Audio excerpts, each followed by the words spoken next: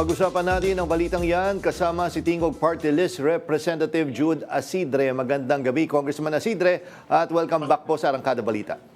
Magandang gabi, Jack. Magandang gabi lahat na nanonood sa ating yung oras. Yes, Congressman, alam naman natin na talagang ever since na binitawan ni Pangulong Ferdinand Marcos Jr. yung mahiya naman kayong kataga noon sa kanyang zona, ay talaga marami na ang tumututok dito sa paggawa ng ating pambansang budget. Etong 2027, paano natin masisiguro na magiging malinis ito? But katulad yung sinabi ng ating speaker, no, patuloy pa rin na magiging open ang ating budget deliberations. It will still be online. It will be streamed live katulad ng iba pang mga hearings ito sa Kongreso. Itutuloy pa rin ang nakasanaan ang sinimulan last year na o participation ng mga civil society organizations. At nandyan din po ang ating pag-create ng BARC, yung Budget Amendments Committee, na silang tatanggap ng mga at mag-i-screen ng mga panukalang amendments sa national budget, sa General Appropriations Bill.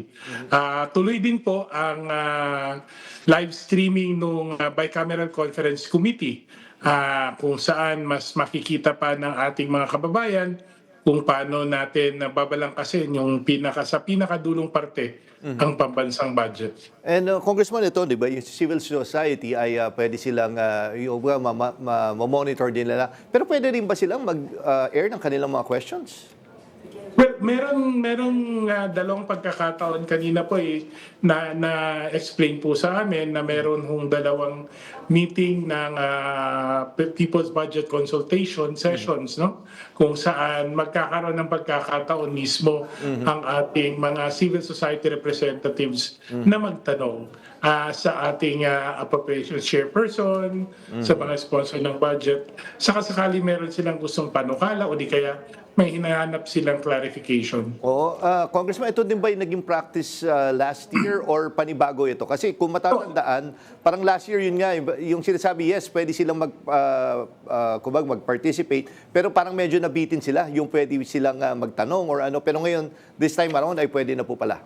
Well, dito lang sa na-assign na People's Budget Consultation. Kasi I hope people understand also, Jack, no, na during the actual budget hearing, we are bound by the rules of Congress, no? So talagang nakasunod tayo kung ano ang panukala ng Kongreso.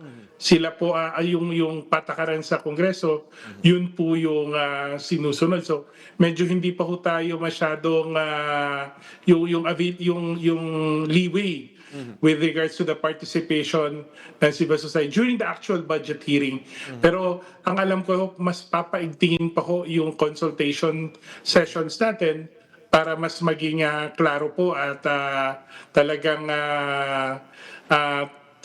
may direct talagang participation hanggat sa as far as our rules would allow. Okay. So, Congressman, basically, kung ano yung mga best practices natin na last year, yun din gagawin natin this year or may mga bago tayong i-implement or kailangan i-improve? So far, no, it will still be the same so far based on the announcement of the chairperson of appropriations.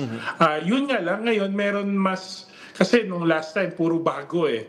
Ngayon, mas alam na natin paano pa mapapaayos, mas alam natin paano mamamaximize. At siguro kahit ang taong bayan, alam na rin kung anong aasahan sa pagkakataong ito. And Congressman, may iba lang tayo yung tungkol doon sa Pamana Act. Actually, marami yung nagtatanong tungkol dyan. Isa rin sa tanong bakit kailangan i-target yung mga minimum wage earners specifically at paano ito masisiguro? Kumbaga kasi marami na tayong natatanggap din na ayuda, nandiyan yung 4Ps. Paano natin maiwasan na mag-overlap yung dalawa? Well, una sa lahat, no, panukala pa lang ho ito. Ito po isang panukala ng mga ilang miyembro ng Kongreso, kasama na ho ang inyong lingkod, para kung magkaroon ng tulong para sa ating mga minimum wage earners. Alam ko, marami nagsasabi, may trabaho na sila, bakit kailangan tulungan? Pero kung titignan nyo po ang kalagayan ng ating mga minimum wage earners, talagang hindi na ho may ikakaila na kailangan sa mahal ng bilihin, sa krisis ng enerhiya. Talagang kailangan ho ng tulong nila. Ang problema, marami po sa kanila, hindi pumapasok dun sa ating mga kasalukuyang mga assistance program. Kaya po, naisipan ho natin ang pamana, it is different in 3 ways. Una, ito po'y direkta sa minimum wage earners, hindi po kasama ang 4Ps. Kaya wala ho tayong overlap, no? Instead na may payout, wala na ho itong payout. Meron hong minamandohan po ng panukalang batas ang central bank na mag-create po, mag-establish ng digital wallet system na kung saan papasok, kumbaga, diretso papasok sa digital wallet ng ating mga beneficiaries ang kanilang 1,000 per month na assistance. Pangalawa, hindi po nila pwedeng i-encash. Ito'y pwede lang ho ipambili ng mga essentials sa mga registered na mga MSMEs sa locality nila. Ibig sabihin, like for example, meron ho tayong daily spending limit ceiling na 200 per day, no? Opo. So pwede silang gamitin yung 200 pambili ng bigas dun sa sari-sari store or di kaya pambili ng ulam sa karinderya o di kaya pamasahe sa jeepney. Opo. Ito po ay ang gusto ho natin 100% na ibinibigay natin sa ating mga beneficiaries ay mapupunta rin bilang capitalization assistance sa mga SMSE. Kasi basically ipambibili din nila. In fact, sa kadahilan ng yan, ang mangyayari pa, babalik pa ng 15 billion in terms of tax collection. May prospective pa na tax ang gobyerno. So talagang iba ang, kumbaga, ito talaga i-maximize natin. Hindi lang yung social assistance sa mga minimum wage earners. This is also, kumbaga, subsidy din sa ating mga MSMEs. Okay, nako, maraming salamat po sa oras na binigay nyo dito sa aming programa sa Arangkada Balita. Tingog Party List Representative Jude Asidre. Magandang gabi, sir, at mag-ingat po kayo. Maraming salamat po.